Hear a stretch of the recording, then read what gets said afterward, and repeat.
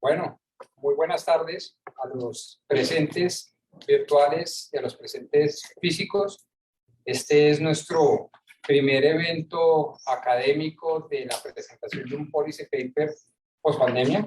Todo un reto logístico, ya uno no sabe ni cómo invitar, ni a quién invitar, porque entonces, claro, hay ciertos médicos que dicen que después de cierta edad no se puede, que eso se nos ha vuelto un poco difícil, pero bueno, creo que lo importante es generar lo más trascendental, y lo trascendental, lo que realmente queda, es un conocimiento adquirido, un conocimiento que obedece de alguna manera al planteamiento de visión de país. Es un planteamiento, como todos ustedes saben, político-académico, en donde lo que buscamos es informar, organizar a través de un cuerpo bien sindérico de visión de país a largo plazo, soñado pero posible, la posibilidad de que personas tan capaces como los autores de este policy paper, tan reconocidas, con tanta autoridad, pues nos permitan, digamos, influenciar,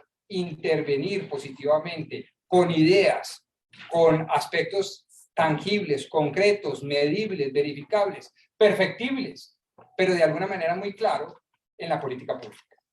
Creo que esto va a constituir un documento de referencia, uno de muchos seguramente, para la futura configuración del Plan Nacional de Desarrollo 2022-2026 en materia educativa y muy especialmente en temas de educación superior. Creo que esto, con lo que hemos trabajado además en educación media y básica, pues digamos, conforma un buen cuerpo, digamos, doctrinario para proponer en la próxima legislatura. Creo igualmente que esto, sumado a la política de subsidios y bajo el principio de subsidiariedad que una de las fundaciones ha trabajado con nosotros, que es la Fundación Nueva Democracia, pues creo que se complementa bastante bien. Creo que se complementa bastante bien con toda la política de incentivos a apuestas como las asociaciones público-privadas en materia educativa. Creo que se complementa muy bien con la reducción y reorganización del gasto público que estamos proponiendo de cara al país soñado que estamos proponiendo. En fin, esto es una pieza 22, repito, a largo plazo. Un sueño de país a 200 años vista. Un sueño de país en donde nosotros todos, sin excepción, en 200 años vista, estamos muertos, no estaremos. Con lo cual nos forza a pensar altruistamente, nos forza a pensar real y verdaderamente, genuinamente en los intereses de un país. Por eso es que para mí es muy, muy placentero tenerlos acá. Les agradezco a los virtuales, a los presentes, por supuesto a nuestra muy referenciada y lúcida, por no decir además autorizada moderadora, y a uno de nuestros dos autores, el doctor Víctor Malagón, como quiera que nuestro vicerrector no pudo asistir por razones de agenda académica, y Jesuita mata tinto, es decir, universidad mata este tipo de eventos. Sea lo que sea, muchas gracias, gócenselo. Para efectos logísticos de las preguntas, lo pueden hacer a través del chat, y para efectos logísticos de las intervenciones, digamos en pantalla, pues nos van diciendo también para que aparezcan en la presentación Zoom, streaming, Instagram y todas estas cosas que yo no domino fácilmente. Cierro con esto, en nombre de Visión Colombia 2022, del Instituto de Ciencia Política, de todas las 11 organizaciones que nos acompañan, Corporación Pensamiento del Siglo XXI, Fundación Nueva Democracia, Corporación Excelencia en la Justicia, el Foro Atenas, etcétera, Mejor Así, etcétera, etcétera, pues les damos la bienvenida, y les damos la bienvenida siempre a seguir muy atento a el desarrollo de estas ideas. Recuerden que estamos trabajando en 3 dimensiones: narrativa, digamos, histórica, que es este tipo de ejercicios propositivos de qué vamos a terminar proponiéndole al país para que termine construyendo unas buenas o las mejores políticas públicas posibles. El tema del observatorio judicial y legislativo, cómo podemos lograr una mejor regulación a través de las mejores sentencias y a través de las mejores leyes, y por supuesto una, digamos, muy impulsada actividad con los nuevos liderazgos. En este momento, de nuestras 6 promociones que tienen 503 estudiantes, pues yo no sé cuántos deben estar conectados, pero a todos los que estén conectados, pues un gran saludo y por favor, muchachos y muchachas, miren el ejemplo de cómo abordan racionalmente los argumentos, cómo abordan las principales problemáticas, el contexto mundial, ecuménico, universal de las problemáticas, miren el tono propositivo, genera un liderazgo distinto. Y yo quiero hacer hincapié en eso. Necesitamos un liderazgo que hable con mayor ponderación, con menor exacerbación, ¿no? Irascibilidad, fanatismo, sino que estén más proclives a un diálogo más profundo, porque es un diálogo mucho más sustentado en conocimiento. Yo quería mandar ese particular mensaje a nuestros egresados y a todos y a todas, de verdad, muchas gracias por asistir presencial y virtualmente. Y a partir de este momento, tienes la palabra y manejas a discreción tu público y tu escenario. Los presentes tienen ventajas, café, galletas, abrazos, todas estas cosas, abrazos. Ahí ustedes pueden, los virtuales, pues en la casa. Autoservicio. Autoservicio. No, yo les sirvo si es del caso. Servir no, en la casa, Bueno, muchas gracias. Muchas gracias, Rodrigo. Sí, tienen que hablar durito, ¿no? Perfecto. Gracias, Rodrigo. Rodrigo, pues muchísimas gracias. Un saludo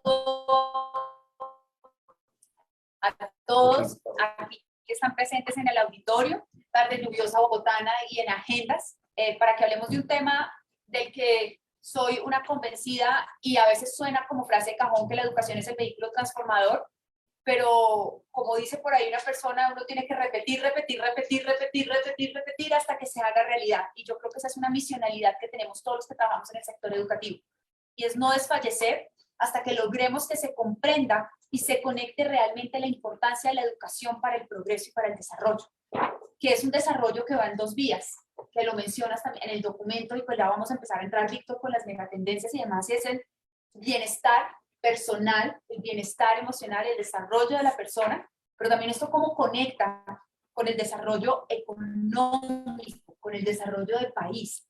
Si logramos hacer esa verdadera asociación y que comprendamos que no porque hemos pasado por el sistema educativo todos tenemos el derecho de realmente decir, opinar qué hacer, sino más bien, así como uno al médico no le dice que la cirugía de pronto no puede ser de esta manera de otra, si uno respeta cómo generamos ese respeto por el sector educativo y construimos esas conversaciones. Me siento honrada de esta invitación, de estar compartiendo aquí contigo, Víctor, y que podamos compartir alrededor de este paper de educación y futuro, retos desde la transformación técnica y cultural. Muchas gracias a ti, querida Andrea. Soy yo quien está muy honrado de estar acompañado por ti. Quiero darle un saludo muy especial a los que nos acompañan. Doctor Rodrigo Pombo, muchas gracias por esa presentación. Querida Andrea Escobar, que ha sido mi amiga y mi maestra en muchos temas de la educación, colega y coequipera, muchas gracias por estar acá y por moderar esta presentación.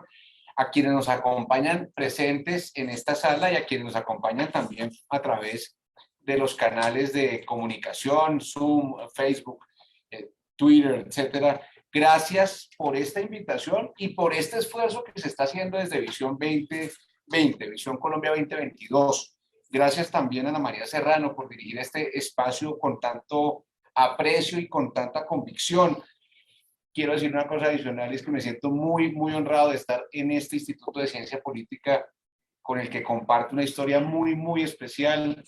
Un saludo a María Clara Escobar, que también ha sido parte importante de este escenario. A Luis David Prieto, vicerrector de la Universidad Javeriana, líder de la Mesa de Educación del Foro de Presidentes, líder con muchos de los aquí presentes del proyecto Diálogos del Futuro. Gracias por haberme acompañado en este sueño de reflexión tan importante sobre la educación y ojalá no caigamos en lugares comunes. Y sé que no hemos caído en lugares comunes. Saludar también a quienes nos acompañan por vía electrónica y sentarnos en este ambiente privilegiado a hablar de lo que más nos gusta y de lo que más nos compromete, y es una apuesta fundamental de largo plazo por la educación, querida Andrea. Me parece muy bien. Queremos invitarlos a que si tienen preguntas las hagan, las escriban. Aquí nos las van a ir comentando y acá también el auditorio presente, si tiene preguntas, pues aprovechemos el conocimiento de Víctor, que hoy lo tenemos para nosotros y nos pueda compartir esa mirada y esa visión. Yo quiero arrancar, no sé si todas las personas, aquí veo que lo tienen físico el paper, no sé si las personas conectadas ya han tenido la oportunidad de verlo, pero voy a leerles algo de ese prólogo que escribe Luis Enrique García de Brigal, que me llamó mucho la atención y me gustó. Y dice así: merece especial atención una importante implicación que se deriva del documento. Las instituciones de educación superior están inmersas en un doble reto que no enfrenta ningún otro sector en el mundo. Por una parte, son protagonistas, promotoras e impulsoras de los cambios que está experimentando la humanidad. Y por la otra, tienen la responsabilidad de preparar a los jóvenes para enfrentar ese futuro, cuya forma aún desconocemos. Cuando empecé a frase, porque creo que resume muy bien la propuesta y la apuesta que se hace a lo largo de las páginas. Entonces, Víctor, yo quisiera arrancar esta conversación y es, ok, hablas de unas megatendencias y ustedes describen unas megatendencias demográficas, climáticas, de tecnologías y todas estas megatendencias. Me gustaría que nos explicaras un poco cómo llegan a esa conexión de las megatendencias al impacto del sector de educación superior y esto cómo realmente, que lo describen pero que no lo puedas compartir, afecta a la educación superior. Antes de que empecemos a entrar a la transformación, cómo él está afectando directamente estas megatendencias, que se describen en el documento. Muchas gracias por la pregunta, Andrea. Y esta es una reflexión que hemos compartido antes con muchos de ustedes, con muchos de los que nos acompañan aquí presentes y a través de las redes sociales y de los canales de comunicación digital. Y es la claridad, en palabras del profesor Ronald Heifetz, de esa diferencia entre unos retos que afrontamos como sociedad en distintos ámbitos y que él ha querido llamar retos técnicos versus retos adaptativos o retos culturales, como algunos de nosotros los hemos querido llamar. Y sé que hemos sido insistentes en esta reflexión en muchos escenarios. En el Foro de Presidentes nos acompaña Gustavo López, el presidente del Foro de Presidentes, es un honor que esté aquí con nosotros. Nos acompañan miembros del foro, querida Ana María, muchas gracias por estar acá.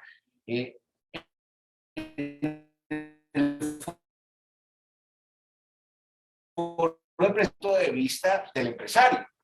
Pero cuando nos detenemos a hablar del punto de vista de la educación superior, del ámbito de la educación superior, cabe la reflexión del profesor Heifetz. Nos enfrentamos a dos tipos de retos y por eso el paper se llama Retos desde la transformación técnica y cultural. Y cuando abordamos de la mano de Luis David Prieto el ámbito de las megatendencias que nos explican entonces las nuevas habilidades previstas por la humanidad, por organizaciones tan importantes como el Foro Económico Mundial o la OCDE, que nos dan una línea muy interesante de cuáles son las nuevas habilidades para formar el capital humano, para formar a las personas en el futuro, pues nos estamos refiriendo a un ámbito muy claro que son los retos técnicos. Pero permítanme detenerme aquí un segundo. Los retos técnicos son fáciles de solucionar, son fáciles de identificar. Se pueden solucionar con recursos, con infraestructura, con procesos, procedimientos, autoridad académica, conocimiento. No generan resistencia en las sociedades, porque son fácilmente identificables. Mientras que los retos adaptativos o los retos culturales son retos de largo plazo. Son retos de transformación en los hábitos, en las convicciones, en la lectura de la realidad por parte de las sociedades. Suponen entonces cambios en las personas, en los seres humanos. Son difíciles de identificar. Las personas que somos parte de la dificultad somos también parte de la solución y no son fáciles de solucionar. Se solucionan o se abordan mejor, Andrea, desde el largo plazo, desde la transformación del día a día, desde la concepción de una realidad distinta. Y ahora nos vamos a referir seguramente a eso para entenderlo mucho mejor con ejemplos concretos. Por eso quisimos abordar en este paper esos dos ámbitos. Claro que tenemos retos técnicos. Y entre esos retos técnicos se nos presentan unas megatendencias que son fundamentales para entender esos retos técnicos. La evolución demográfica, los temas de recursos naturales y la necesaria transformación energética, el cambio climático y la concepción circular y sostenible del medio ambiente, la urbanización, el fenómeno de urbanización, que nos tendrá en el año 2025 con más de un 90% de la población mundial concentrada en las grandes urbes y por supuesto unas lógicas de consumo alrededor de ese ámbito de la urbanización. El papel de los gobiernos, y aquí hay toda una reflexión, y con Rodrigo y con Ana María lo hemos venido estudiando, y es cómo esta reflexión termina impactando positivamente en el ámbito de la política pública. Ya no con buenas intenciones o con buena retórica, sino como un insumo fundamental, por ejemplo, para los próximos planes de desarrollo, y lo hablaremos más adelante. Los temas de salud pública y, por supuesto, las nuevas competencias, tanto del ser como del saber hacer para nuestro talento humano, para nuestra gente, que debe enfrentar esos retos de lo que los expertos llaman la cuarta revolución industrial. Y para ello tenemos grandes e importantes retos técnicos: conectividad, información, la nueva vocación de la infraestructura pública de la educación o de la infraestructura física de la educación a partir de lo que hemos vivido en los últimos años por la pandemia. Pero tenemos que preguntarnos también cuáles son los retos culturales. Pero ahí yo te quiero interrumpir porque nos has puesto en este contexto y me gustaría muy rápidamente que pudiéramos recorrer esas megatendencias por la demografía. Hay un cambio cultural. Los jóvenes reclaman y solicitan una educación que responda a las necesidades de ellos mismos. Y el gran clamor social que tenemos es que, o el comentario que escuchamos más recurrente es que no me enseñan lo que yo quiero aprender o lo que estoy buscando, es que no responden a lo que yo quiero. Pero cuando vamos a aterrizar, bueno, ¿y qué es? ¿Cómo logramos que esta generación y en este ejercicio, estas megatendencias y estas nuevas habilidades, la institucionalidad, porque son dos vías, la institucionalidad del sector educativo, de las instituciones de educación superior, y los sumas a la política pública, pueda responder a algo que tú mismo le estás diciendo es a largo plazo, no pasa de un día para otro, y comprender esas transformaciones profundas, pues mientras las comprendemos pasa. El ejemplo es la virtualidad. Creo que todos teníamos claro que la virtualidad era un imperante del sector educativo, es verdad, y era importante y necesario. Pero llega la pandemia, nos explota en la cara y nos damos cuenta que realmente no hacíamos uso de la virtualidad como podíamos hacer uso de la virtualidad. Para no entrar en detalles de bueno o malo regular, ese no es nuestro rol aquí. Me gustaría que entráramos ahí y conectemos estas dos megatendencias, recursos naturales y energía, y esto cómo afecta. Y hablemos, por ejemplo, de un lugar como Colombia, donde uno de los retos que teníamos es que no estamos conectados. No importa el nivel, es decir, en el sistema educativo, tanto en preescolar, básica y media, como en educación superior. Nuestros jóvenes no tienen computadores, no tienen acceso seguramente en algunas partes a esta energía. Entonces, me gustaría que nos aterrizaras eso y nos pusieras esta megatendencia, entender este concepto de largo plazo, pero en esta reflexión que hacen ustedes, ¿cuál es el impacto directo en educación superior? Y cómo responder, porque necesitamos responder de alguna manera. Andrea, tú has mencionado varios temas que son fundamentales y trato de recogerlos, ¿sabes? Para conectarlos con las megatendencias. Tú has dicho una cosa, nos tocó afrontar el tema de la virtualidad y nos tocó hacerlo de urgencia, sin conocerlo, sin conocer muy bien el uso de la tecnología en el ámbito de la pedagogía y de la innovación pedagógica. Yo voy a ir un poco más allá que tú. No solamente no lo conocíamos, y me corrigen mis queridos amigos rectores aquí presentes, sino que aún lo despreciábamos. En la educación tradicional, la presencialidad tiene un papel fundamental. Está vinculada con el ánimo y con la idea de calidad. Y quizá, y espero no equivocarme, antes despreciábamos de alguna manera el acceso a la educación por vías no tradicionales, de conectividad remota o de virtualidad. Eso de la virtualidad parecía de menor calidad. Eso de maestrías por internet sonaba mal, y si venían de España y conozco muy bien el tema, pues mucho peor, ¿verdad, Rodrigo? había una suerte de desprecio cultural por la distancia y la virtualidad. Y de la noche a la mañana tuvimos que adaptarnos de inmediato a esa virtualidad por condiciones de pandemia. Y eso nos dio grandes lecciones que tienen los dos ámbitos que tú has mencionado, Andrea, con toda claridad también. El ámbito de lo técnico. ¿Cuáles son los retos técnicos? Conectividad. No teníamos conectividad. No había tecnología suficiente o, como lo llama alguien, infraestructura suficiente para abordar este reto de la distancia. En grandes y lejanas zonas del país no hay los recursos, ni siquiera la energía suficiente para ese acceso por este nuevo canal y por este nuevo camino. Y todos esos son retos técnicos, repito, solucionables con políticas, con infraestructura, con financiación. Solucionables incluso, Andrea, en el corto plazo. Sí, sí. Y ahí también en el paper ustedes van a encontrar unos datos muy interesantes de esos retos técnicos abordados desde la perspectiva de la OEI, la Organización de Estados Iberoamericanos para la Educación, la Ciencia y la Cultura, con el apoyo de la Fundación Carolina, en una revisión de los retos técnicos de la educación superior en la pandemia. Pero tenemos también simultáneamente los culturales. ¿Cómo cambiamos esa idea o ese escenario fundamental a partir de la pandemia? ¿Cómo entendemos la situación de la educación con dos elementos que yo quiero traer a colación para responder a tu pregunta? El primero, la pertinencia. Y el segundo, la convergencia de actores. La pertinencia. Se entiende según la UNESCO que la pertinencia es la adecuación de la educación superior y de sus instituciones a las necesidades profundas de la sociedad. Eso es muy amplio.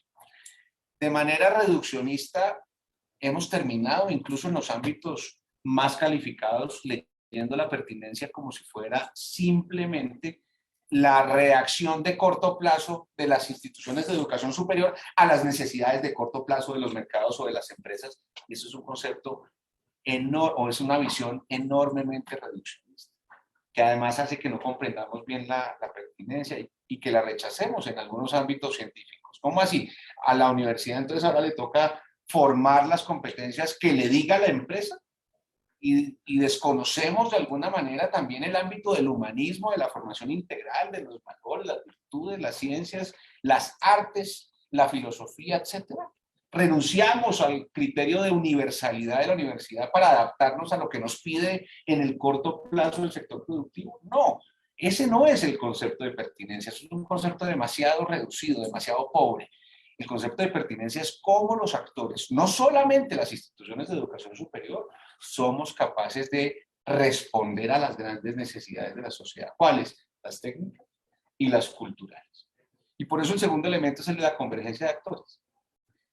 Creemos que cuando hablamos de educación superior nos estamos refiriendo solamente a las instituciones que proveen este servicio de educación superior, las instituciones de educación superior. Y hemos encontrado en distintos escenarios y hemos insistido en ello, en que el sistema es un sistema mucho más complejo, hoy más que nunca. Ese sistema involucra, por supuesto, a la empresa, al sector productivo, al sector que yo he llamado no académico, que es quien aplica ese conocimiento al servicio de la sociedad. Pero involucra también al Estado, en diversas formas, sobre todo en aquella que marca las reglas del juego para que se funcione y se desarrolle una educación superior de calidad y con cobertura.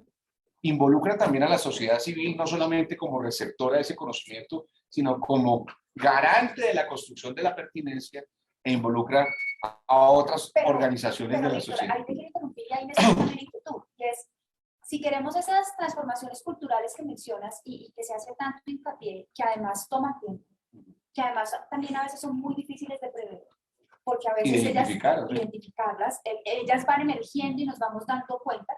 El ejemplo son las habilidades o las competencias de innovación pedagógica para la transformación que se requieren en estos tiempos donde aprendimos las nuevas formas de poder enseñar y que se aprendan desde parte de los estudiantes.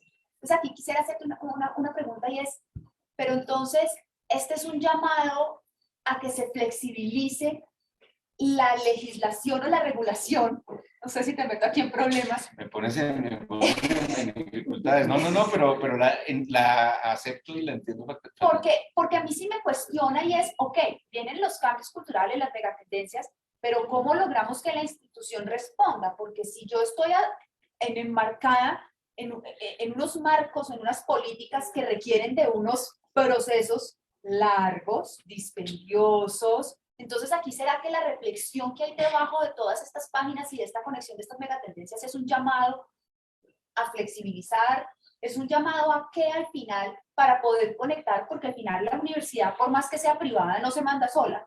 Es decir, una universidad, aquí están los rectores presentes, no deciden mañana, entonces mis estudiantes crean su propio currículo, por decirlo así, como existe en el mundo, que crean su propio programa académico, y la titulación es una titulación base, y hoy los días los muchachos eligen materias. Pero es una cosa elegir materias y otra cosa es crear tu path, ese camino de educación, esa ruta adaptativa. Entonces aquí hago esta pregunta y ese es el llamado al final. ¿Cuál sería el cuestionamiento y cuál sería? Además estamos en un momento divino del país, aquí estaba en la introducción diciendo queremos hacer incidencia en políticas públicas en el sector educativo que respondan. ¿Cuál sería ese llamado aquí? Me encanta tu pregunta y la abordo con todo cariño. Primero, como institucionalista. Nada de lo que yo pueda decir va en contra de la institucionalidad. Número uno. Número dos, se hace al final del paper un llamado a modo de ejemplo de algunos de los retos culturales. Y uno de ellos lo hemos llamado flexibilidad en el diálogo y en el lenguaje. Se llama tal cual, flexibilidad en el diálogo y en el lenguaje. ¿Qué significa flexibilidad en el diálogo y en el lenguaje? Para todos, la idea de la cooperación creativa entre la universidad, la empresa, el Estado y la sociedad, esa lógica de tetrahélice, pues es difícil que tú encuentres a alguien en esta discusión que diga, no, eso está equivocado, ¿no? ¿Cómo se le ocurre a usted pensar que para un nuevo sistema de educación superior necesitamos hacer convergente la tarea de la universidad, la empresa, el Estado y la sociedad civil? Pocos opositores tienen esta idea de la tetrahélice. Creo que todos estamos de acuerdo en ello, pero a pesar de las buenas intenciones, no hay una cooperación efectiva por esa inflexibilidad en las culturas y en los lenguajes. La cultura y el lenguaje de las instituciones de educación superior, y me corrigen mis colegas y amigos rectores aquí presentes, es propia de una institucionalidad que cumple más de 1000 años de existencia si nos referimos a Bolonia, o 800 si nos referimos a Salamanca, o 368 si nos referimos a mi querida Universidad del Rosario. Pues ese diálogo, esa cultura, sin quererlo, nos excluye del diálogo con la empresa. Repito, sin quererlo, sin que haya mala intención. La lógica y la construcción del lenguaje de la universidad no nos impide cooperar y construir con la empresa.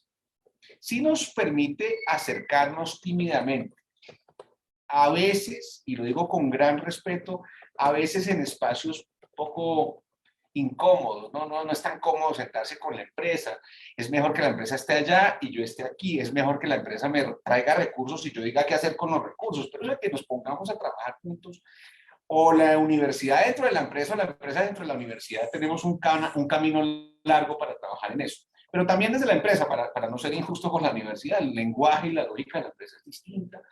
Si ustedes recuerdan esa encuesta, Rodrigo, de la Andy, de hace unos 5 años, Andrea, cuando le preguntábamos a los empresarios afiliados a la Andy qué nivel de capital humano vamos a demandar en los próximos 5, 10 o 15 años, las respuestas eran lamentables. Menos del 10% afirmaba que demandaría capital humano con formación de maestría y 0% indicaba, 0 punto algo por ciento indicaba que demandaría formación de capital humano de doctorado. Y sigue siendo un gran reto. Y el gobierno ha hecho grandes esfuerzos y grandes políticas de incentivo para que en las empresas se puedan vincular a los doctores. Hemos dado grandes pasos en la formación doctoral en Colombia. Hemos duplicado el número de doctores en los últimos 4 años. Y eso es un súper logro. Ustedes lo saben por las dificultades que eso supone. Pero el 98% de nuestros doctores están vinculados a las instituciones de educación superior. Poder vincular a los doctores a la empresa sigue siendo una incomodidad de cultura y de flexibilidad de los lenguajes y no de promoción ni de incentivo fiscal. Y creo que allí tenemos mucho que Pero entonces trabajar. aquí estamos hablando de 2 días porque algo que sí es real es que un país que no investiga, un país que no genera conocimiento y conocimiento a nivel de doctores, de investigación doctoral, pues es un país que no tiene mayores avances en su duda. desarrollo económico y eso está probado, la evidencia lo demuestra y yo creo que eso es uno de los retos de nuestro país, avanzar en este tipo de investigación. Conectarlo con la empresa es un reto y es cuando las empresas... Y hacerlo con la empresa. Exacto, y conecta con la innovación, porque es que tanto nuestras empresas en el país están preparadas para generar innovación propia, para solucionar sus problemas, por decirlo así, o conectar a la academia para la solución de problemas, que eso es un trabajo que han venido haciendo las universidades de manera constante de conexión. Pero yo me voy a devolver. No quiero evadir tu pregunta sobre la flexibilidad de la legislación. Y la respuesta es definitivamente sí. No caer, ni muchísimo menos en, ¿cómo llamarlo?, en facilismos que sacrifiquen la calidad de la educación superior o que sacrifiquen el control o la garantía efectiva de la prestación adecuada de un servicio público fundamental, como puede ser la educación superior o básica y media, como lo comentábamos antes de empezar, Andrea. Entonces, flexibilidad sí, pero flexibilidad dada, por ejemplo, en los procesos y en los tiempos. Y yo veo con muy buenos ojos las inversiones que ha hecho el ministerio, por ejemplo, recientemente en los temas de homologación de títulos, que sigue siendo un gran dolor de cabeza, ¿no? Cuántos títulos extranjeros represados y lo que se ha hecho en este gobierno para facilitar, flexibilizar en el mejor sentido de la palabra, no mirar para otro lado ni bajar la exigencia, no, aumentar la exigencia, pero apoyada por tecnologías de la información y de las comunicaciones que hace que hoy el proceso sea mucho más rápido y más eficiente. Conciliar, si me lo permites decir de esta manera, conciliar la lógica, la dinámica, la flexibilidad de los mercados con la exigencia de los ideales y los requisitos de la calidad de la educación superior. De lo contrario, tenemos un riesgo enorme. Ese riesgo que se denunciaba en un documento de la Comisión Kellogg de los Estados Unidos, que me impresionó cuando afirmaba que de otra manera las universidades podríamos correr el riesgo de parecernos a un parque jurásico. Es un parque jurásico, pues un lugar sin duda de enorme interés, pero de ninguna relevancia. ¿Cómo hacer para no parecernos a un parque jurásico? ¿Cómo hacer para que, sin ceder en la calidad, aplicando tecnologías de la información y de las comunicaciones que hoy están a nuestra disposición, podamos conciliar esa, repito, lógica y eficiencia de los mercados con las exigencias de la calidad educativa? Que no nos volvamos nosotros también el nuevo, no sé si usar marcas, el nuevo Airbnb o el nuevo Uber, ¿no? En donde el mercado va más rápido que el Estado y no sabemos muy bien cómo legislar eso, porque la lógica del consumo, de la demanda, de la pertinencia, termine premiando a las empresas que hoy dan capacitación y que hoy dan certificación de esa capacitación y que están por fuera de ese ámbito de legislación y de rigurosidad. Un tema que hay 2 temas, leyendo el paper y en la reflexión, que quiero que abordemos. Uno, aquí estamos hablando de educación superior, pero también estos tiempos cambiantes, esta reflexión y yo entiendo y comparto el ejercicio de la necesidad del empresariado, del sector de responder de ese talento, pero entonces en una de las megatendencias que hablábamos y me impactó el tema demográfico, pero también de esa mano de obra, y tenemos un actor que es la pandemia, que nos va trayendo una generación que quedamos con unas inquietudes de este nivel de formación. Yo quisiera preguntarte esa conversación de la educación superior, pero también con la formación para el trabajo, con ese llamado con la parte técnica y tecnológica, ¿cómo conecta?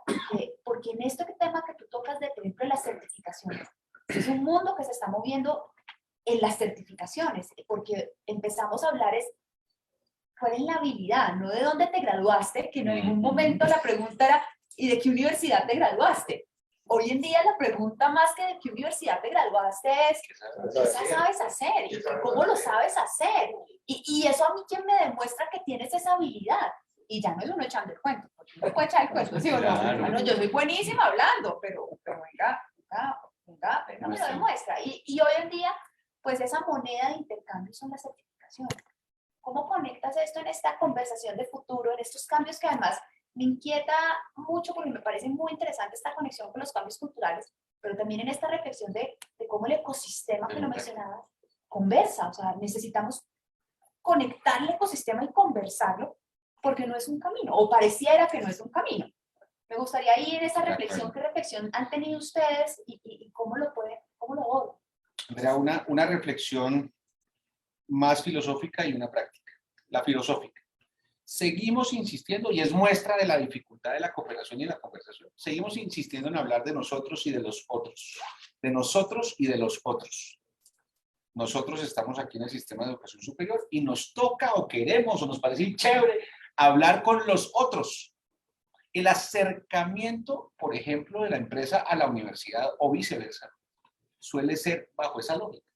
Nosotros y los otros. Nunca como nosotros. El día en que entendamos que la empresa hace parte integral y fundamental del sistema de educación superior, de un sistema de educación superior con nuevas exigencias, con nuevas habilidades, con nuevas certificaciones, ese día nos corresponsabilizaremos todos del sistema de educación superior. No hablo solo de la política pública, hablo del ecosistema, como tú lo has mencionado. Esa es la parte más filosófica. ¿Cómo se traduce eso? Pues tenemos dos posibles consecuencias. Una, o terminamos compitiendo las empresas y las instituciones de educación superior por el mercado de la formación profesional o por el mercado de la formación y de la certificación y de la capacitación en desigualdad de condiciones, porque las universidades y las instituciones de educación superior estamos sometidas a una legislación, a unas reglas, a unos requisitos, certificaciones, programas certificados, acreditación de calidad, etcétera, mientras que las empresas no. Y las empresas tienen la libertad de mandar, Gustavo, el mensaje de, mire, ¿sabe qué? Yo a partir de ahora, como ya no han hecho grandes corporaciones, no voy a pedirle ninguna titulación formal a nadie para que trabaje en esta organización. Más bien la voy a invitar a que yo mismo la forme y yo mismo le doy certificado.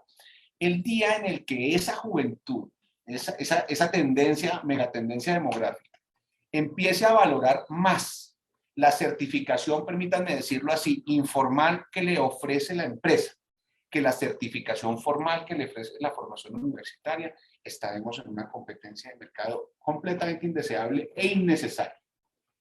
Esa es, digamos, la visión realista, real política.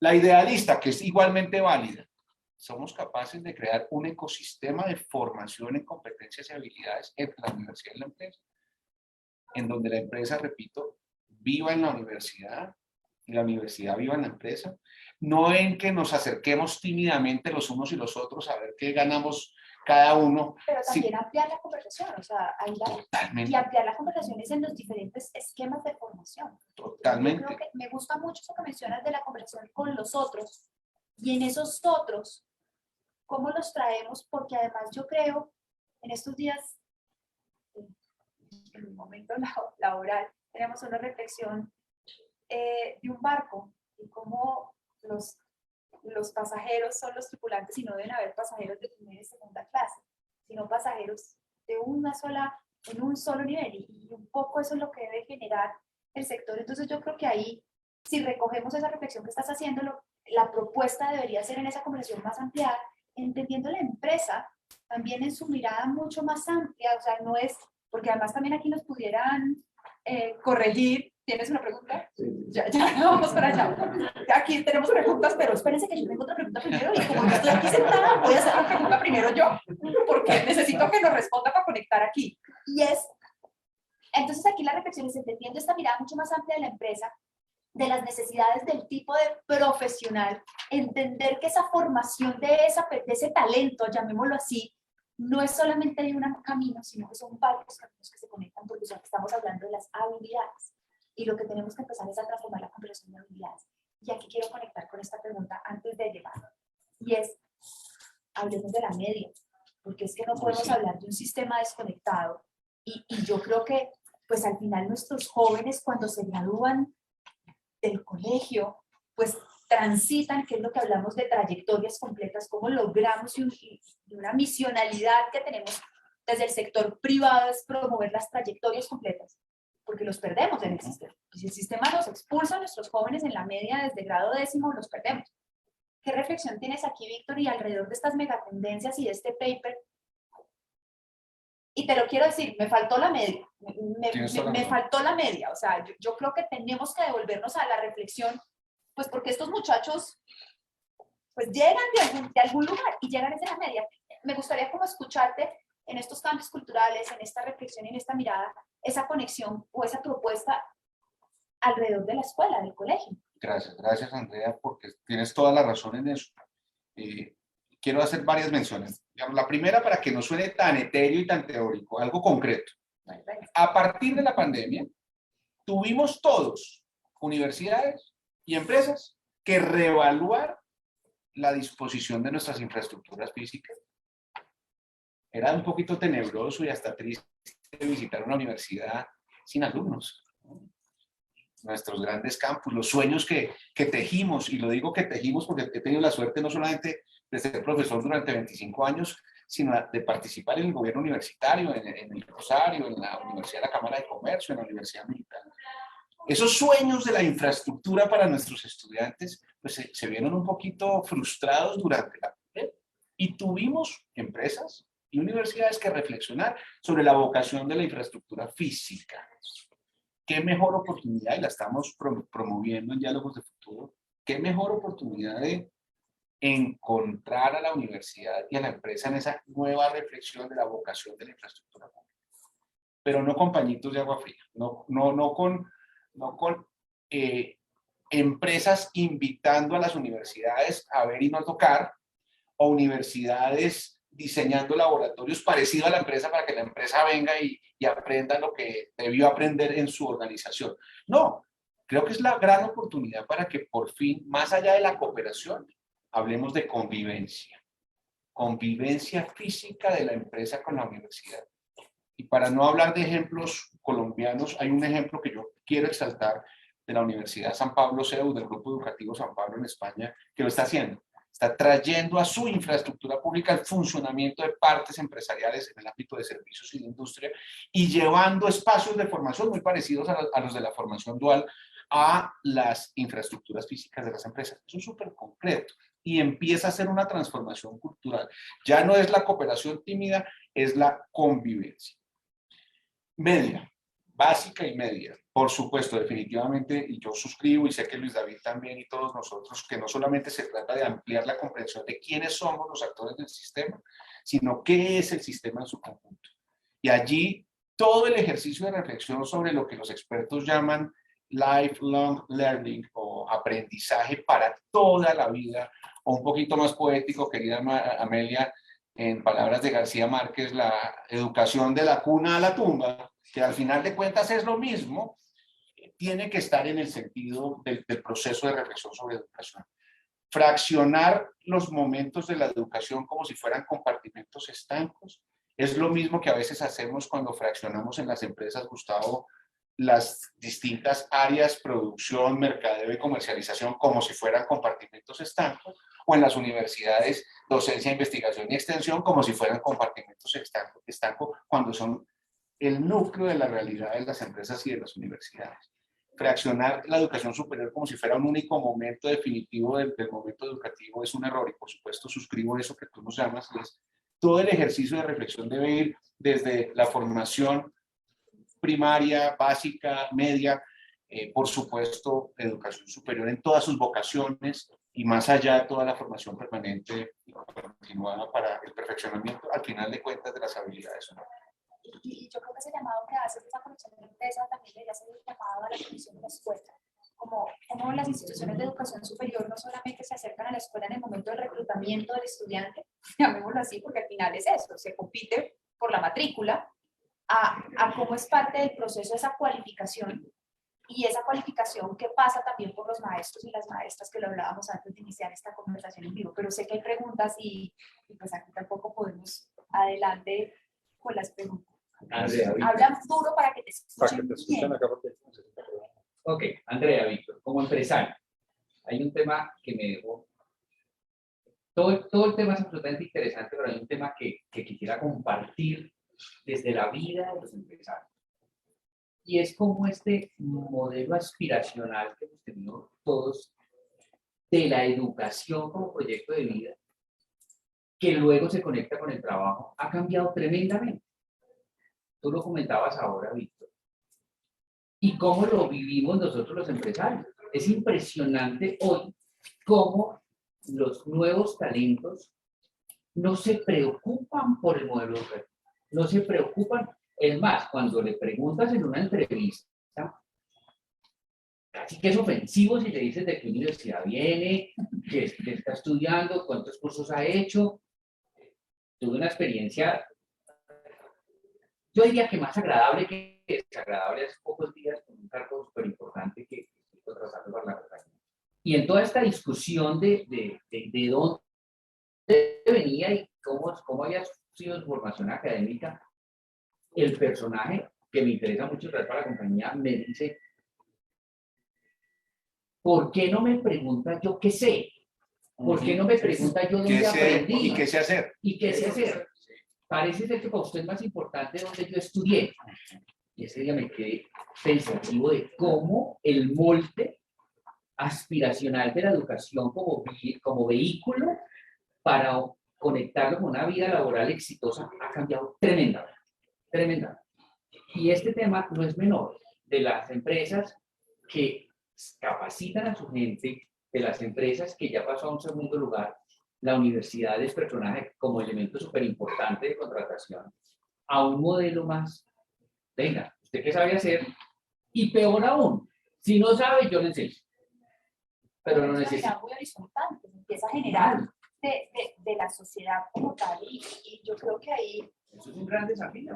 Pero eso es un cambio cultural, de los que mencionabas tú, es un ejemplo de los cambios culturales que empezamos, o esas transformaciones que también invitan a la universidad a entender su posicionamiento, porque aquí hay una reflexión y es, yo ya no soy X universidad y egresado de X universidad, sino cuál es mi tasa de enganche y mi tasa de estas personas que tan lejos llegan, que yo creo que ahí también en esa incidencia política pública es bien importante generar esa Y dos reflexiones, Andrea, que quiero hacer a propósito de lo que menciona Gustavo.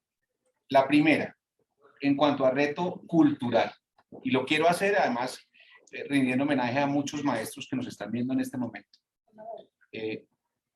Culturalmente, permitimos que escenarios fundamentales para la construcción de la sociedad hayan sido, voy a decir estas palabras, Andrea, despreciados. Dejó de ser aspiracional en nuestro país, no sé cuándo ni en qué momento, y por qué lo permitimos, ser docente. De básica, de media y de superior. Hagámonos esa pregunta cultural. ¿En qué momento, por qué, cuándo, cómo y dónde la vocación docente de básica, media y superior dejó de ser aspiracional y honrosa? Y hay muchos factores, seguramente podríamos discutir largamente sobre eso, pero hay muchos factores. Y también fundaciones que admiro tanto, Andrea, como Empresarios por la Educación que tú diriges, los empresarios que se han comprometido con esta fundación, el doctor Pedro Gómez y la Fundación Compartir han hecho grandes esfuerzos un poco para recuperar la visión cultural de la dignificación de la vocación docente. Pero sería una mentira decirnos en esta conversación que es distinto. ¿Y cómo lo vamos a reconfigurar para que la función docente vuelva a ser el aspiracional de todas nuestras familias? Y cuando mi hijo de 13 años, Santiago, me diga, papá, es que yo lo que quiero es ser profesor de básica y media en un colegio público en Colombia, yo diga, hombre, qué maravilla, felicitaciones. Y no diga, uff, no has pensado otra cosa distinta. A ese grado de autocrítica quiero que lleguemos en la transformación cultural. Para no hablar de la justicia o de la seguridad o de las fuerzas militares. Pero ahí entras en un tema también que es una reflexión muy importante y es un llamado a las propias instituciones de educación superior. Porque esto arranca por cuál es el ingreso a la carrera. Cuando uno habla de los maestros y las maestras de su país hay que verlo como una trayectoria completa, de una manera sistémica, y es la atracción, que es la formación previa al servicio, la formación continua y la evaluación. Cuando tú tienes este componente, pues también es un llamado a las facultades de educación y es cómo estamos formando. Te voy a poner un dato en estas conclusiones. El ejercicio de la prueba Saber 11. ¿Cuál es el rol de la prueba Saber 11? Entonces, cuando tú vas a entrar a medicina, tienes un puntaje, ¿cierto? Y tienes un puntaje y tienes una entrevista y tienes unos elementos. ¿Cuáles son los requerimientos para entrar a la carrera docente? ¿Cuál es el puntaje para entrar a la carrera docente? Menores, inferiores. Y te digo más, Andrea, un desprecio también inexplicable a mi modo de ver sobre el modelo de formación del bachillerato no clásico, del bachillerato normalista, de las normales superiores que fueron grandes en algún tiempo en nuestro país. Y conecta luego eso con la formación dentro de la carrera de formación docente. ¿Cómo les exigimos a las facultades de educación? Y luego, ¿cómo conectas el examen de ingreso a la carrera docente? Pero además aquí está la formación continua. Y esa formación continua, donde se conecta con los incentivos, para que cuando amarras a incentivos, empezamos a hablar de qué significa en el ejercicio salarial, en el ejercicio de reconocimiento, en el ejercicio de escalafón, y esa mirada, de la manera más amplia, más generosa, pero además reconociendo el talento, se conecta en esa política pública, que en eso que tú dices de ese reconocimiento de los maestros y de las maestras, yo me debato entre que se reconozca y no se reconozca la labor. Te lo voy a ser sincera, yo estoy en la mitad, porque yo sí creo que hay un reconocimiento de la labor docente. Yo sí lo creo. Nuestro problema está hoy es en las herramientas que tenemos y en cómo desde la propia política pública, pues es un país donde la mayoría de maestros y maestras están en el sector público y no privado, y eso tenemos que reconocerlo también. Entonces, por eso es una conversación pública y de política pública, se conecta realmente con esa trayectoria. Colombia va a pasarle una cosa interesante, y se las voy a dejar aquí, y es edad de jubilación de nuestros maestros y maestras. Vamos a entrar en un proceso de jubilación importante de maestros y maestras. Una generación grande. Es un porcentaje importante. Del magisterio público. Del magisterio público. ¿Qué va a pasar ahí? Que además las noticias tristes del magisterio público son las que nos llegan a través de muchos medios de comunicación. El heroísmo de la mayoría del magisterio público de este país no nos llega tan fácil. Es impresionante. Solo gracias a fundaciones como Empresarios o como Compartir que se logra entender un poquito lo que es la tarea heroica de un maestro en las zonas más apartadas de nuestro país. Y el rol de las secretarías de educación. Sí. Otro dato, Colombia no cuenta quién es el responsable de la formación de nuestros maestros en servicio, maestros y maestras, son las secretarías de educación. En Colombia, solamente el 17% de las 96 secretarías de educación tienen planes de formación territorial. Entonces, pues, estamos hablando de un sistema. Pero aquí estamos hablando de otras cosas. Tenemos retos técnicos, Andrea, y tenemos retos adaptativos. No, porque a mí no me pueden aquí ustedes porque me ponen y me si me tú me permites, yo quiero hacer una reacción a lo que ha dicho Gustavo. Quiero tener una reacción a lo que ha dicho Gustavo sobre la universalidad, la vocación universal que define la universidad. Y es que si no hay un diálogo constructivo, positivo, pragmático, pero también ontológico entre la empresa y la universidad, si se vuelve esto una competencia y no una cooperación, vamos a perder también la posibilidad de seguir la vocación universal de las universidades y las instituciones de educación superior, que es fundamental. Vamos a caer de nuevo en lo que yo llamaba el reduccionismo del concepto de pertinencia, porque entonces se va a tratar solamente de formar pequeños o específicas habilidades en el talento para responder a necesidades de corto plazo específicas de una organización y se va a perder el concepto universal de la formación humana y no podemos permitirlo tampoco.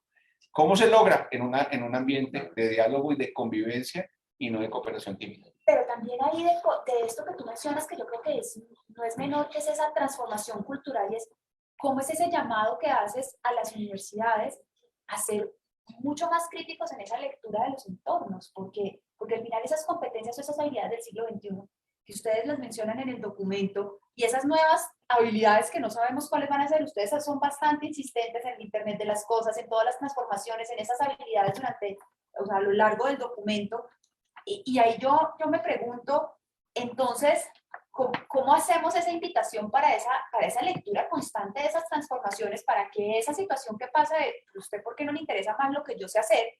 A de dónde me gradué, que es válido al final del ejercicio, porque estamos entrando de verdad en una sociedad mucho más horizontal en todos los sentidos. Es decir, de las jerarquías, exacto, y es valóreme a mí como ser humano, valóreme a mí como persona. Entonces ahí yo creo que esa reflexión que hacen ustedes es valiosa y es la que se debería apropiar o la que deberían estar para no tener ese miedo que dices tú, esa competencia que no es necesaria entre las certificaciones y la universidad. Para no entrar en esa competencia es como respondemos, pero hay que respaldarlos. Y también tengo que decir que hoy tenemos muchísima mejor y más información respecto de esta reflexión. Hace 10 o 15 años no la teníamos. Hace 10 o 15 años lo que decíamos es, las nuevas habilidades dentro de 5 o 10 años no sabemos cuáles van a ser. No van a ser las actuales, pero no sabemos cuáles van a ser las carreras del futuro, decíamos Ana María hace 5 o 10 años, no sabemos cuáles van a ser. Van a cambiar, pero es incierto. ¿Cómo adaptamos con la inflexibilidad de los procesos? ¿Cómo adaptamos nuestros registros calificados? Aunque lo supiéramos, nos demoraríamos más de los 5 años en lograr un registro calificado, ¿de acuerdo? Entonces, ahí es donde queda evidencia de la inflexibilidad del sistema frente a la urgencia de las necesidades. Hoy, gracias también a la reflexión del Foro Económico Mundial, a la reflexión de la OCDE, y lo digo también, Rodrigo, con todas las letras para el Plan de Desarrollo y para Visión Colombia 2022, con el orgullo de que Colombia sea parte de la OCDE, que ha sido un proceso valiosísimo, en donde el proceso en sí mismo tiene más valor que el resultado, un proceso que ha superado gobiernos, un proceso que se convierte en un proceso de Estado y que tenemos la responsabilidad de apropiar como sociedad. Es gracias a la OCDE y al Foro Económico Mundial que hoy tenemos unas mayores claridades de esas competencias a formar en el futuro. Por eso hablamos de 35 habilidades y competencias emergentes con base pues, en los informes del Foro Económico Mundial, destrezas, habilidades básicas y habilidades transversales. Y eso nos da un muy buen marco de referencia. Ya no se trata de encontrar cuál es la carrera del futuro, no. Se trata de decir cómo vamos a formar estas habilidades en nuestros marcos de referencia y en un modelo mucho más flexible de creación y acreditación de programas académicos. Y esas competencias que ustedes mencionan ahí también, y hablando, devolviéndonos en las trayectorias completas, es parte de la reflexión como país, como nación, y es ese colombiano que estamos formando, o sea, ese colombiano, ¿cuáles son esas competencias y habilidades que arrancan desde la escuela y trascienden a lo largo de la vida? O sea, si queremos un país que sea mucho más innovador, un país que investigue más, un país que genere realmente esas reflexiones, que seamos mucho más flexibles, autocríticos, resilientes, bondadosos, pues porque además es como un árbol de Navidad, ¿no? Vamos colgando habilidades y competencias y vamos colgando, pero ¿cómo generamos una base que lo que nos permita es, sobre todo, ser resilientes y tener esa flexibilidad para responder a esos cambios constantes? Atrás tenían la mano levantada hace un ratito, no sé si había pregunta o reflexión. Sí, quiero hacer una reflexión especialmente con lo que plantea con las empresas. Duro para que lo escuchen en sí, el micrófono. Es que quiero hacer una reflexión con lo que plantean con las empresas. Cuando plantean lo de las empresas, pues algunos que hacemos parte de la universidad, pero también que hacemos parte del SENA, y cuando aquí no hacemos reflexión sobre el SENA está haciendo desde hace 12 años una alianza estratégica con las universidades y con las mismas empresas. Y eso no lo refleja aquí este documento, que me parecía muy interesante que se reflejara qué se está haciendo en el SENA con las mismas universidades y con el mismo Estado. Y las empresas, ¿qué? Cuando habla de certificaciones, el SENA sí certifica a las empresas. El SENA sí tiene un aliado que son las empresas. El SENA le pide a las empresas qué carreras necesita. Aquí hay altas tecnologías, como dicen ustedes, y en estas altas empresas, pues al SENA no van ustedes al SENA, porque posiblemente no las necesitan, pero como yo pertenezco a la mesa urbano-regional de ambiente, yo soy ambientalista y tengo un periódico, hago otras cosas con la Universidad de Córdoba, pues yo les llamo a la reflexión de que la empresa sí debe ser parte de la universidad y la universidad debe ser parte de la empresa. Porque es que ahí sí debemos convertirnos en aliados estratégicos universidad y empresa. Si no somos aliados estratégicos universidad-empresa, entonces cada uno nos vamos a dar todas. La empresa certifica y preferiblemente yo voy al SENA que me certifique mi empresa y no a la universidad. Entonces creo que quiero dejar esa reflexión. ¿Cómo es su nombre? Alfredo Vargas Murcia, director del Periódico Ambiental. Alfredo, muchísimas gracias y yo creo que es válido, Víctor. Y Víctor lo mencionó hace un rato también en esto que yo le hacía esa pregunta con la formación técnica y tecnológica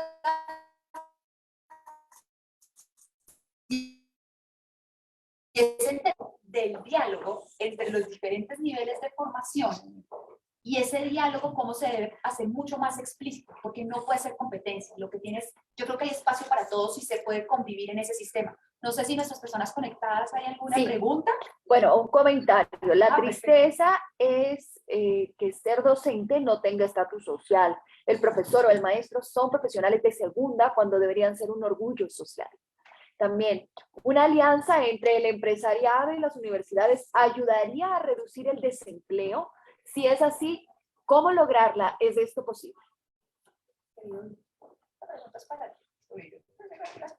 Yo me voy a meter aquí en Honduras, me voy a meter en Honduras. Yo quiero agradecerle a Alfredo su intervención y sacar de allí dos cosas, Alfredo. Una, tenemos que reconocerlo. Aún nosotros que estamos involucrados en el medio de la educación superior y de la formación terciaria, hay un desconocimiento absoluto de las bondades, de los mecanismos, de las metodologías y las herramientas de entidades como el Servicio Nacional de Aprendizaje. Incluso de la historia, para decirlo lo menos, ¿no? De esa historia maravillosa financiada por el ejercicio parafiscal y ese ejercicio que nació en la ANDI, de la mano en su momento de Roberto Arias Pérez, con la creación de las cajas de compensación y que luego se extendió a la financiación del sistema de bienestar familiar y del Servicio Nacional de Aprendizaje. Hay un desconocimiento cultural general de esas ventajas y posibilidades del SENA y hay que trabajar mucho más en conocerlo. Otro ejercicio que comentábamos quizá con Andrés alguna vez y es cuando nos hablan de educación dual parece que estuviéramos por primera vez hablando en nuestro sistema de educación superior de educación dual. Se habla como si fuera una innovación, una novedad del sistema dual, un sistema dual que está desde el SENA en formación técnica y tecnológica, un sistema dual que se ha construido con la Fundación Universitaria de la Cámara de Comercio de Bogotá y que sigue siendo desconocido en empresarial, y que seguimos como referenciándola como una gran novedad. A mí eso me llama mucho la atención, lo que llamábamos con Gustavo lo de construir sobre lo construido, ¿no? A veces tenemos ese adanismo o ese complejo de Adán de que creemos que lo estamos inventando y no estamos referenciando suficientemente la historia de eso. Y te voy a decir, Víctor, es porque esa conversación, particularmente de la formación dual, se tiene que volver a la escuela. Porque en la medida ella funciona porque se hace esa puente con la trayectoria completa en la media. Y ahí es donde están algunos de los puntos que arrancan la formación, porque pues esto es extrapolado del modelo alemán que arranca desde la escuela. Y yo creo que esa es una reflexión ahí muy poderosa e importante. Pero a esa pregunta que te están haciendo... Que me parece... Alianza de empresa para luchar contra el desempleo. Sí, señor. Es que allá me voy a meter, pero déjame hablar de la convivencia, del ecosistema. No, me voy a meter a fondo. Y creo que son mis alumnos de Rosario los que están preguntando eso. Yo también tengo una pregunta y tenemos ya... Poco tiempo, nos queda poco tiempo más. Bueno, dale, Vicky. A ver. Uno, tú hablas de ecosistema, Andrea, y ecosistema es una convivencia natural. Cuando la convivencia no es natural, cuando es forzada, cuando es incómoda, no es un sistema, no es un ecosistema. Y por eso tu reflexión sobre educación técnica y tecnológica también tiene un carácter cultural. También hemos aceptado en algún momento culturalmente que la educación técnica y tecnológica es de otro nivel. No es tan importante como la educación profesional o la licenciatura. Y eso es un error cultural. Esas discriminaciones entre los niveles de formación son perversas y hablan mal de nuestra cultura y de nuestras convicciones. Alianza Universidad-Empresa para el combate del desempleo. Todo el modelo de educación dual, tanto el del SENA como el de Uniempresarial y todos los modelos que hayamos tenido en Colombia, han tenido el componente de empleabilidad. Estos estudiantes son al tiempo, y lo digo entre otras cosas porque fui parte del modelo Uniempresarial, fui su director académico en su inicio con el doctor José Manuel Restrepo y trabajé en su consejo superior por mucho tiempo. El modelo parte de que hay empleabilidad durante la formación del estudiante. Es decir, no puede haber un estudiante en el modelo dual que no esté vinculado a una empresa, que desarrolle 13 semanas de formación en su empresa y 13 semanas de formación en el aula. Son además estudiantes con unos desempeños y con unas habilidades diferenciales y son estudiantes que estudian mucho más que los estudiantes tradicionales. Eso que en la educación superior llamamos semestre, pues realmente son 4 meses de formación. Cuando estos muchachos de la dual funcionan, estudian 32 semanas al semestre. Pero se ha quedado el modelo de empleabilidad en un segundo plano.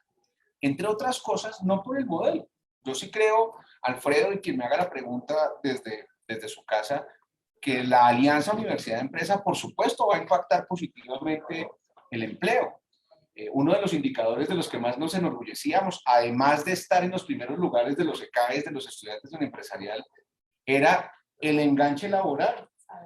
No, bueno, en su momento se llamaba, en su momento se llamaba ECAES. Ahora se llama Saber Pro, si tienes toda la razón. Pero es que creo que Saber Pro ya no le está yendo también. Yo también digo IFES y resulta todo Saber 11. Bueno, tienes toda la razón. En su momento eran los ECAES, ahora Saber Pro, tienes toda la razón. Y revelada. Reveladísimo. Estos muchachos no solamente eran muy buenos en las pruebas de estado, Saber Pro, sino en el enganche laboral. No había una universidad, no había una institución de educación superior en Colombia con niveles de enganche laboral de salida del 97%. Todos trabajaban porque venían trabajando durante toda su formación.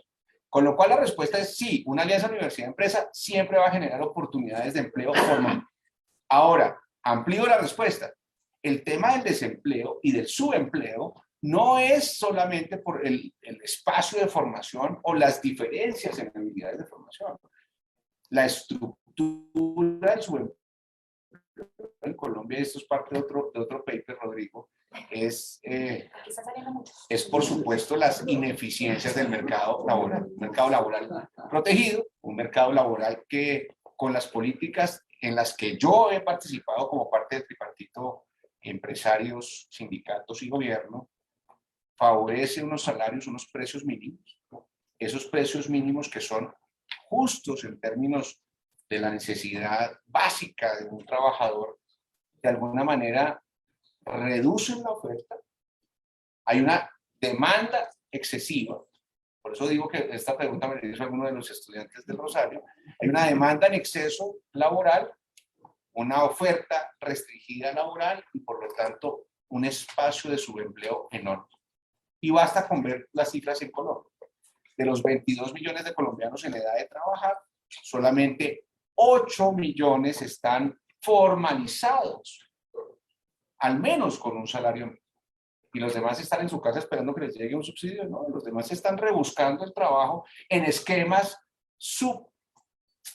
de subempleo, en esquemas de informalidad y en esquemas que estamos tratando de luchar con distintos escenarios como la Cámara de Comercio de Bogotá para que las lógicas del mercado sean las que muevan unos logros mayores de empleabilidad y de formalidad. Esto es todo un debate de formalidad, ya no solamente de formación, sino de la estructura de la formalidad del mercado laboral. Yo quisiera, y aquí ya nos han dicho que el tiempo se nos ha terminado.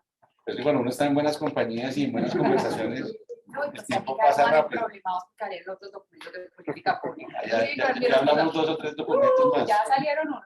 Pero yo quisiera dejar al público conectado y a los que están aquí presentes en esta revisión del documento.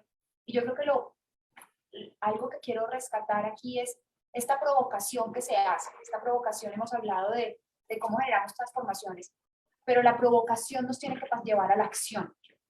Y esta acción tenemos que tener una reflexión en todos los que tienen la posibilidad, ustedes aquí que tienen posibilidades de sus instituciones que representan, también desde los propios que están en el empresariado y demás, y es cómo somos partícipes de transformaciones a largo plazo, profundas, que este tipo de reflexiones que además, tú lo mencionaste en algún momento, parecieran etéreas cuando nos metemos en las reflexiones culturales, en estas reflexiones de largo plazo, pero al final lo que tiene por debajo, que es lo interesante y lo importante, es cómo esto se transforma en ese bienestar de una sociedad. Tú mencionabas un proyecto de vida, lo dijiste tú al principio, en esos liderazgos, y arranco en la reflexión que nos hiciste al principio, y es estos liderazgos que nos permitan entender, más allá de la pasión, es cómo nos vamos desde el dato, desde la transformación, y propendemos por una sociedad donde nuestros niñas, jóvenes, adolescentes, primer empleo, nosotros mismos tengamos un espacio para seguir desarrollándonos, construyendo y respetando también a la propia convivencia de la sociedad. Yo creo que esta es la reflexión que nos dejas con las megatendencias. ¿Cómo conectamos estas megatendencias? Entendemos lo que está sucediendo en el mundo y en la sociedad y lo traemos a un sector que realmente es la base de cualquier cambio que queramos lograr, que es el sector educativo en su mayor expresión, respetándolo, pero también acompañándolo y reconociéndolo. Entonces, pues quiero darles las gracias por esta invitación, invitarlos a que lo lean, lo descarguen, lo consigan, Sí, se los entreguen. ¿Verdad? Sí, está bien, Yo primero, pues, a ver, anuncios parroquiales, como Por digo favor, yo. porque yo la voy a poner para- Nuestro documento está ya en digital en www.visioncolombia2022.com. Ustedes lo pueden descargar.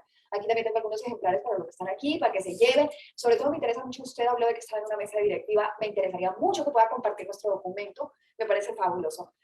Tengo que decirles que he estado ya en varios lanzamientos y en varios eventos de este tipo, que este ha sido realmente el que más me ha gustado, que ha sido fabulosa la dinámica que han puesto ustedes en la tarde de hoy, que quienes nos están viendo por Zoom, por Facebook, bueno, tranquilos, porque dicen, pues, ay, me hubiese gustado que alguien más lo vea, se va a quedar en Facebook para que ustedes lo puedan compartir, entonces pueden encontrar más de la hora de conversación que tuvimos hoy, la pueden ver en Facebook y la pueden compartir.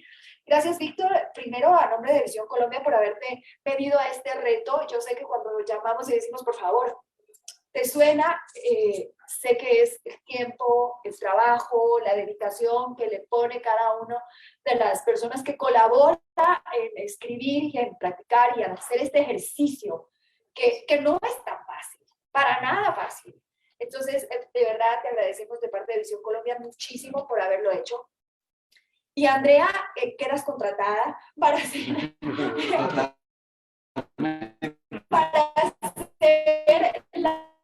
la moderadora de todos los polos, ¿verdad? Ha sido un placer. Le has puesto la energía, le has puesto el dinamismo, ha sido un placer, de verdad, poder tenerte. Como arrancó diciendo, Rodrigo, tienes un gran admirador, pues no se equivocó para nada en la recomendación que nos hizo. Y a los dos hicieron que esta tarde sea algo muy valioso, de mucho aprendizaje, y solo me queda por agradecerles también a quienes se conectaron con nosotros, a quienes nos acompañaron, quienes nos siguen en nuestras redes sociales, decirles que esto queda en Facebook y que lo pueden compartir. Muchas gracias de parte de Visión Colombia 2022. Nos vemos en una próxima ocasión. Gracias. Muchísimas gracias. Gracias.